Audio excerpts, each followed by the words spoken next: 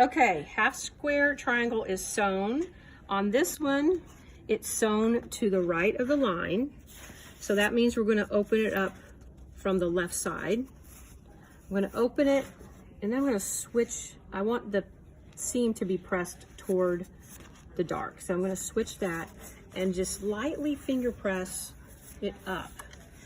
The reason is I don't want this is very easily misshapen because we're cut on the bias here. Once I'm there, I'm going to take my iron and press that. Press, don't iron it down, okay? Beautiful. Now we're going to go over to the cutting table. Now I'm going to trim this. I'm just going to trim it with my scissors, both sides here. Sorry. There's the glare. Yep. That's what I'm trying. About 1/4 inch. Okay. So I've got my pretty half square triangle. Now we're going to trim this to 3.5 inches using the mini Stripology.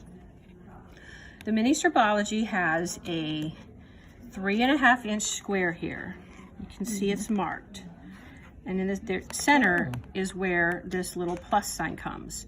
So we're going to roughly put that plus sign in the center of our square, lining up these, see this diagonal line here? We're going to line that up against this diagonal line on the square. Okay, once I do that, I'm going to check my sides here. Remember my 3.5 inch square here? If I go all the way down, I find that that slot is at the 1.5 inch slot and the 5 inch slot. That's where I'm always going to cut to square it up. So again, checking my diagonals okay, and that I have pretty much equal overage on each side. Now I'm just going to trim at the 1.5 inch slot and the 5 inch slot. Wow, that was probably too much. We'll probably be okay. Probably. Okay. Sorry, Diane, we may make you a new one. Okay. So then I'm going to turn this one time. And now I'm going to do the same thing, only this time I'm going to use this diagonal line. I'm going to place it in here, on here, about in the middle. And now I'm going to, since I cut these two ends, I'm going to line these up with the 3.5 inch lines that are going horizontal.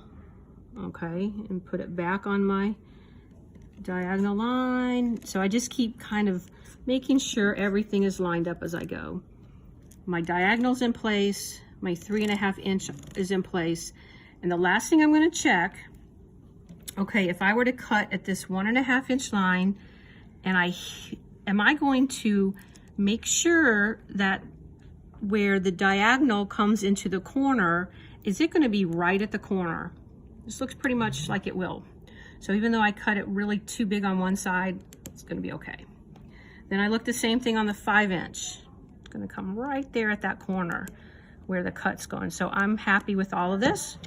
Once again, I'm going to cut at the 1.5 inch and the 5 inch. And we have our squared up. Now look, this came out really good. Thank you. So see, the one I had a hard time getting on. See how that came right to the corner, right to the corner? That's what you want.